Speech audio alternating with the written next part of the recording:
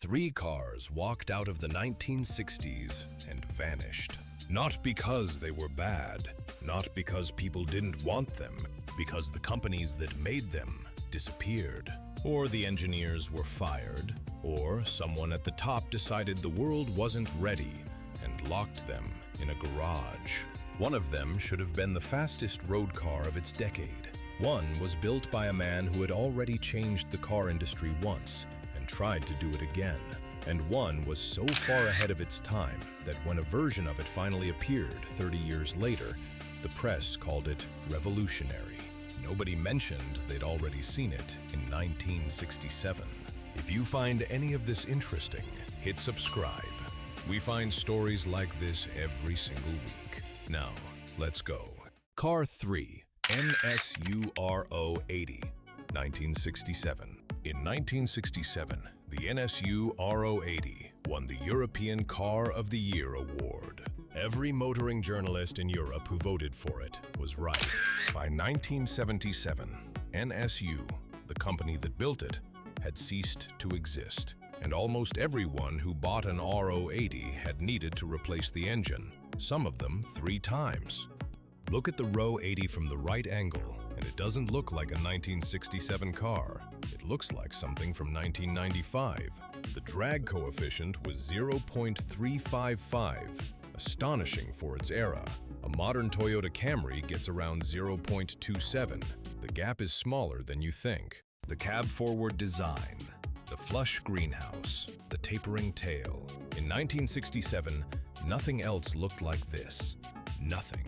NSU commissioned actual wind tunnel testing when wind tunnel testing on family saloons was essentially unheard of. They moved the entire passenger compartment forward, more room inside, better weight distribution, a lower bonnet. Journalists called it a breakthrough. The Car of the Year judges used words like revolutionary, nope, and then people drove it for 25,000 kilometers. The Ro 80 was powered by a twin-rotor Wankel engine. NSU had a licensing deal with Felix Wankel and believed in the technology genuinely, not as a gimmick. The Wankel engine was lighter, smoother, smaller. In theory, ideal. Don't drag it out. The problem was the apex seals. Describing the disaster quickly, the tips of the rotor maintain compression against the housing. In the Ro 80, those strips wore out rapidly. Under normal driving conditions on normal roads, they wore out and the engine lost compression and the car would not start, and NSU would replace the engine. NSU replaced so many engines under warranty that it destroyed the company financially. By 1977, the name was retired entirely. The tragedy is that the apex seal problem was solvable. Mazda solved it. The RX-7 arrived in 1978 with a Wankel engine that worked properly, reliably, over real distances. Mazda had licensed the same technology.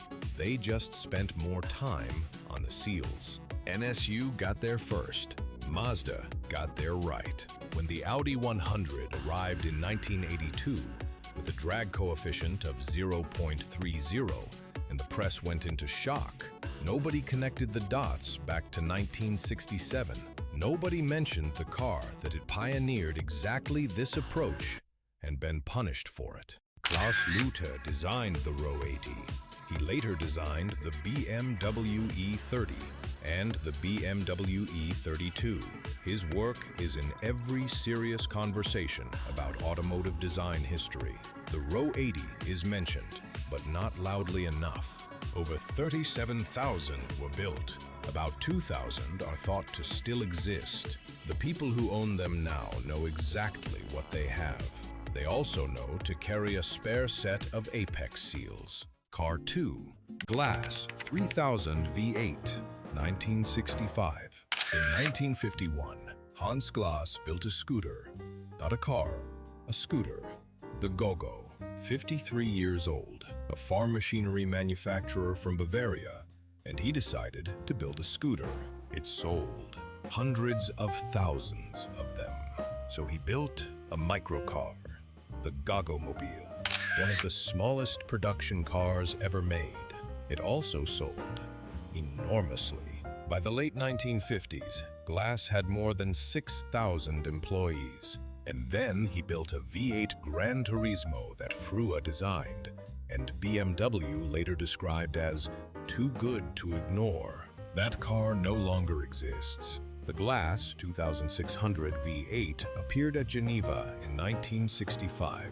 The body was by Pietro Frua, the man who did the Maserati Mistral, the first Quattroporte, not a man who did ugly work. And the Glas V8 was not ugly work.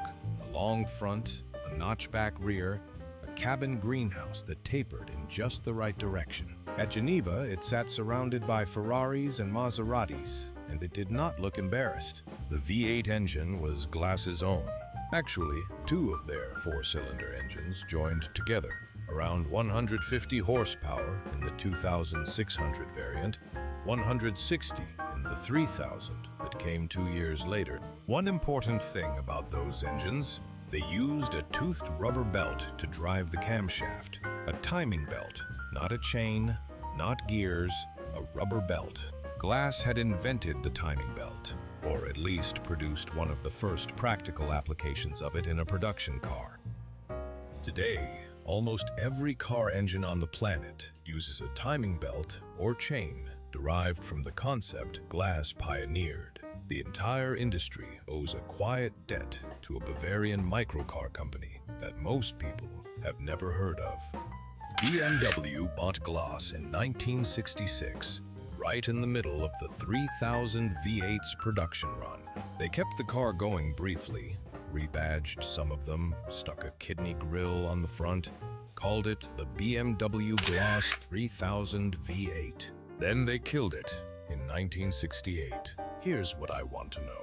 If you were BMW in 1966, and you had just bought a company making a V8 Gran Turismo that journalists were comparing to Italian cars costing twice as much, what do you do with it? Let me know in the comments, because the decision BMW made still seems wrong to me. The numbers: 3 liters, 8 cylinders, 160 horsepower, approximately 220 kilometers per hour. Production total across both variants, somewhere between 273 and 320 cars. The records are incomplete, which itself tells you something about what happened to this company. Car 1. Fiat Abarth, 2000 Scorpione, 1969. Picture a car that looks like it belongs in a sci-fi film from 2001, except it was built in Turin in 1969 by a company most people think only made engine kits and badge upgrades. Now, the Fiat Abarth 2000 Scorpione. Say that name to 10 car people today. 8 of them will go quiet.